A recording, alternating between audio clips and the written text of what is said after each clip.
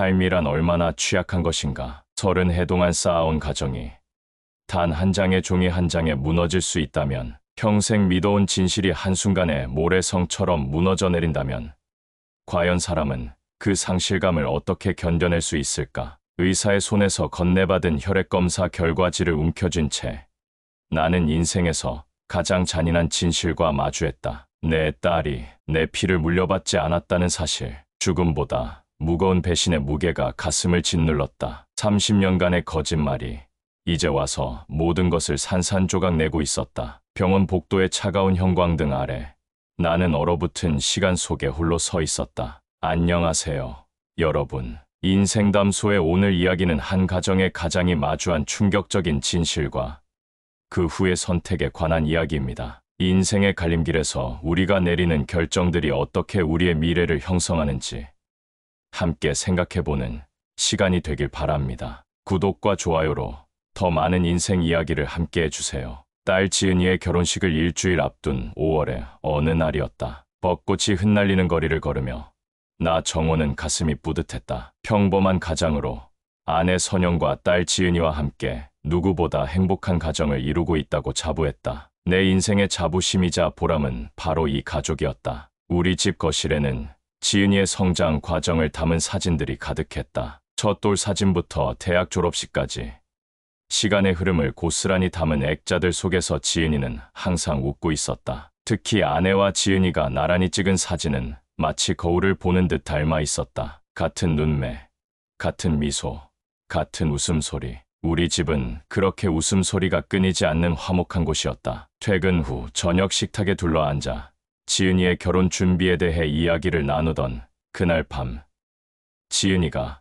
갑작스러운 제안을 했다. 아버지, 결혼식 전에 헌혈하러 같이 가요. 요즘 혈액이 많이 부족하다고 하더라고요. 나중에 필요한 사람들에게 도움이 될 거예요. 밥숟가락을 들던 손을 멈추고 나는 지은이의 얼굴을 바라보았다. 언제나 따뜻한 마음씨를 가진 내 딸, 그런 그녀가 자랑스러웠다. 나는 흔쾌히 동의했다. 그래, 좋은 생각이구나. 함께 가자. 이튿날 우리는 동네 종합병원으로 향했다. 그날의 햇살이 유난히 따스했고 병원 로비의 공기는 소독약 냄새로 가득했다. 딸의 손을 잡고 들어선 그 병원이 내 인생의 터닝포인트가 될 줄은 꿈에도 몰랐다. 간호사는 우리의 기본 정보와 혈액형을 확인했다. 내가 O형, 아내가 A형, 그리고 지은이는 AB형이라고 말했다. 간호사의 펜이 잠시 멈칫했다. 그녀의 눈빛이 의아함으로 가득 차는 것을 느꼈지만 나는 특별한 의미를 두지 않았다. 검사 결과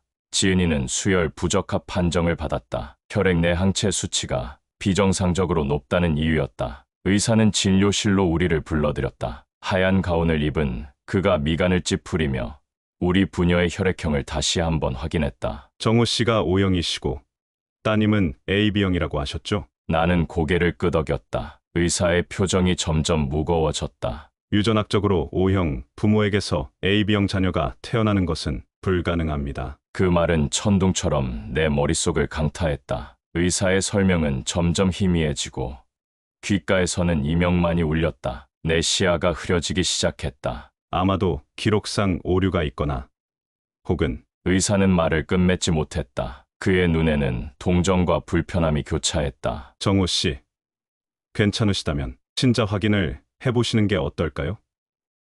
병원에서 간단히 검사가 가능합니다. 그 말이 내 가슴을 송곳으로 찌르는 듯했다. 옆에 앉아있던 지은이의 얼굴이 창백해졌다. 그녀의 눈빛은 혼란스러움으로 가득 찼고 나는 억지 웃음을 지으며 괜찮다고, 단순한 검사 실수일 거라고 말했다. 하지만 이미 의심의 씨앗은 내 가슴 속에 깊숙이 뿌리 내리고 있었다. 집으로 돌아오는 차 안에서 지은이는 내내 창밖만 바라보았다. 그녀의 옆모습이 유난히 낯설게 느껴졌다. 누구를 닮았을까? 나는 처음으로 그런 의문을 품었다. 그날 밤 나는 아내에게 병원에서 있었던 일을 말하지 않았다. 하지만 다음 날 아침 일찍 나는 혼자 병원을 찾아가 친자 확인 검사를 신청했다. 의사는 내 결정에 고개를 끄덕였고 며칠 후 결과를 받을 수 있다고 했다. 일주일이 지나고 결과는 잔인했다. 친자 불일치. 검은 글씨로 적힌 그 단어들이 내 시야를 가득 채웠다. 손끝이 떨리고 입안이 바싹 말랐다. 30년을 함께한 내 딸이 내 피를 나눈 존재가 아니라는 사실. 병원 주차장에 앉아 나는 한동안 움직일 수 없었다. 결혼식 전날 밤 집으로 돌아온 나는 처음으로 아내를 의심했다. 소주 반 병을 비운 채 아내의 잠든 얼굴을 바라보았다. 옆에서 고르게 숨을 쉬는 그녀의 모습은 평온해 보였다. 하지만 그 익숙한 얼굴이 갑자기 낯설게 느껴졌다. 30년을 함께 살았지만 지금 이 순간만큼 그녀가 낯설게 느껴진 적은 없었다. 어둠 속에서 그녀의 숨소리를 들으며 나는 처음으로 질문을 던졌다. 선영아, 지은이는 내 딸이 맞아? 침대 위에서 그녀의 몸이 살짝 움찔했다. 순간 멈춘 그녀의 숨소리. 밤의 정적 속에서 진실이 서서히 모습을 드러내기 시작했다. 아내가 천천히 몸을 일으켜 앉았다. 어둠 속에서도 그녀의 눈이 커다랗게 떠진 것을 볼 수 있었다. 무슨 소리야? 갑자기 왜 그런 질문을? 처음에는 당황한 눈빛으로 부인하던 아내. 하지만 내가 검사 결과를 내밀자 그녀의 얼굴이 하얗게 변했다. 그리고 마침내 그녀의 눈에서는 눈물이 흘러내렸다. 오랜 시간 숨겨온 비밀이 그녀의 눈물과 함께 흘러나왔다. 그 아이는 당신 아이가 아니에요. 미안해요. 하지만 내 잘못만은 아니에요. 천장이 무너져 내리는 듯했다. 귀에서는 쿵쿵거리는 심장 소리만 들렸다. 아내의 이야기는 조각조각 내 귓가에 박혔다. 대학 4학년 때였어요. 당신과 잠시 헤어졌을 때 다른 사람을 만났었어요. 단 한 번의 실수였어요. 그녀의 떨리는 목소리가 방 안을 채웠다. 그때 그녀는 임신 사실을 알게 되었고 두려움에 사로잡혀 나에게 돌아왔다고 했다. 혼전 임신인 척 꾸며 서둘러 결혼했던 것. 내가 가족을 위해 모든 꿈을 접고 회사에서 밤낮으로 일할 때 그녀는 한 번도 진실을 말하지 않았다. 처음에는 말하려고 했어요. 하지만 당신이 지은이를 너무 사랑하는 모습을 보면서 말할 수 없었어요. 시간이 지날수록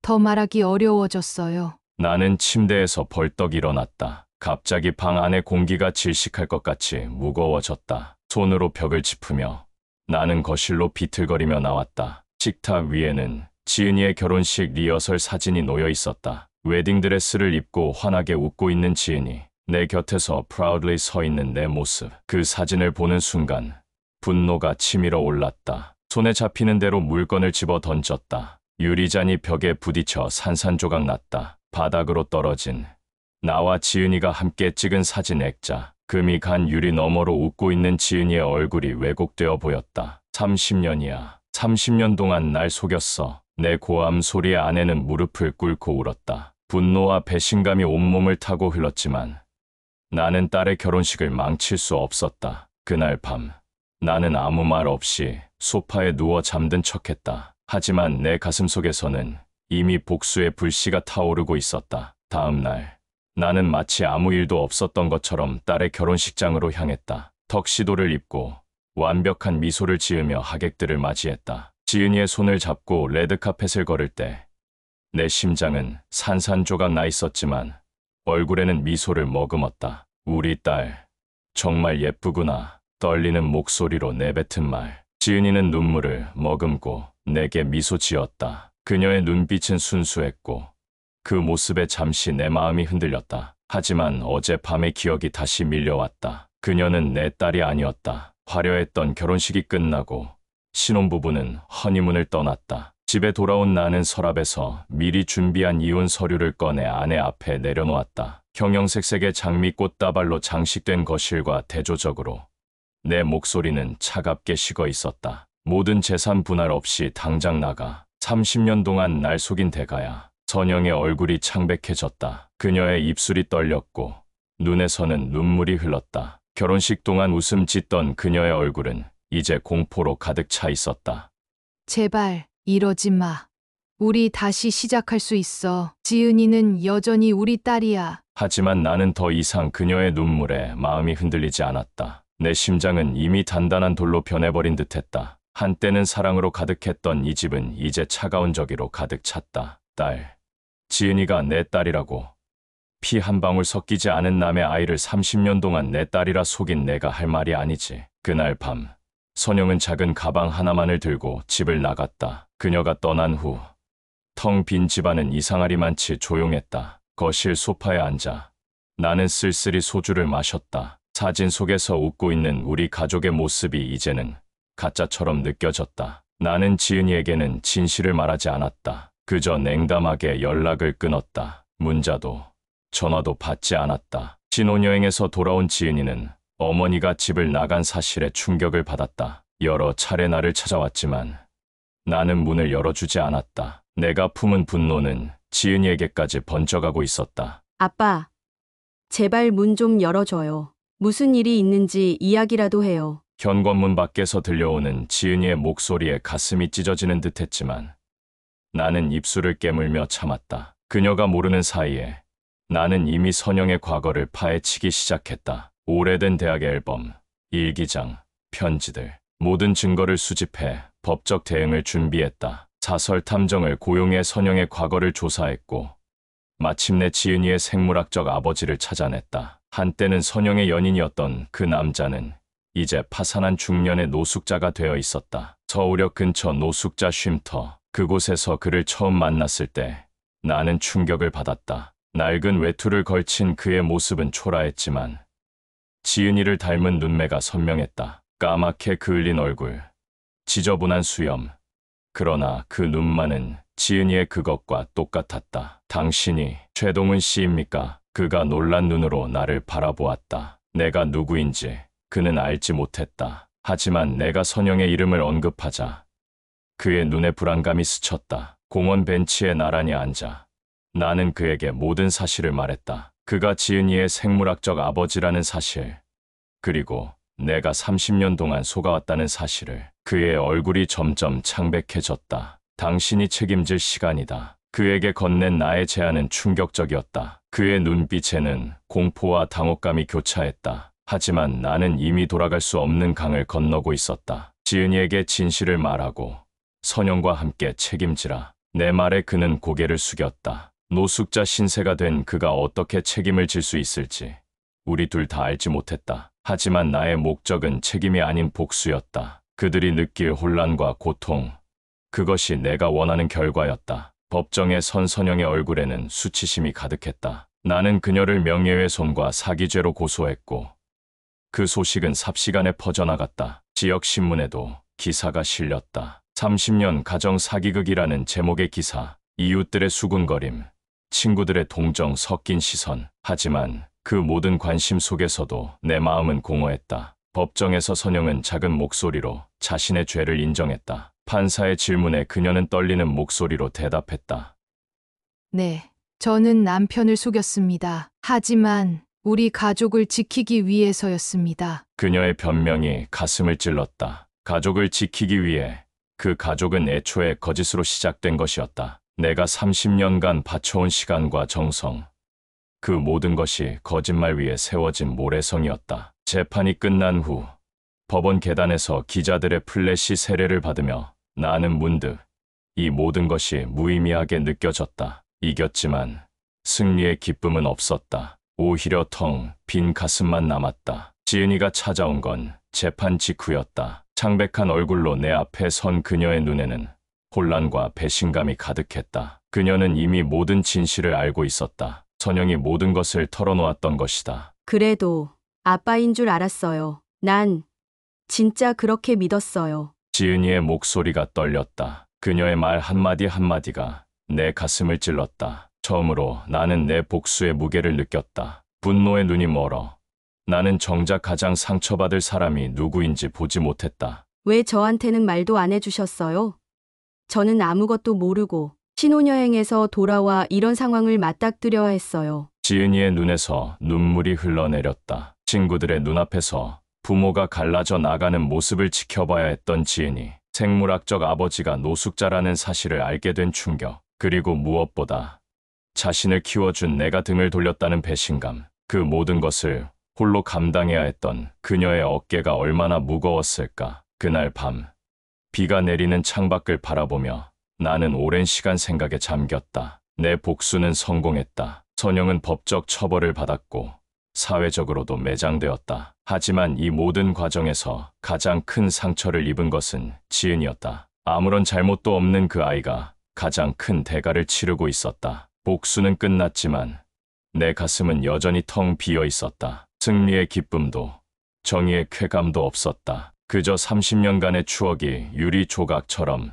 산산이 부서져 나간 자리만 남았을 뿐. 어느 날 밤 창고에서 오래된 앨범을 발견했다. 지은이의 어린 시절 사진들이 가득했다. 첫 걸음마를 떼던 날, 내 손을 꼭 잡고 유치원에 가던 날, 자전거를 처음 배울 때 넘어져 무릎을 다쳤던 날, 그 모든 순간에 내가 그녀의 곁에 있었다. 피는 섞이지 않았을지 모르지만 그 시간과 추억은 진짜였다. 사진 한 장이 특히 내 눈길을 끌었다. 지은이가 6살 때 아프리카 동물원에 갔던 날, 그녀는 내 어깨 위에 올라타 환하게 웃고 있었다. 그 웃음소리가 귓가에 울리는 듯했다. 아빠, 나 기린이 보여요.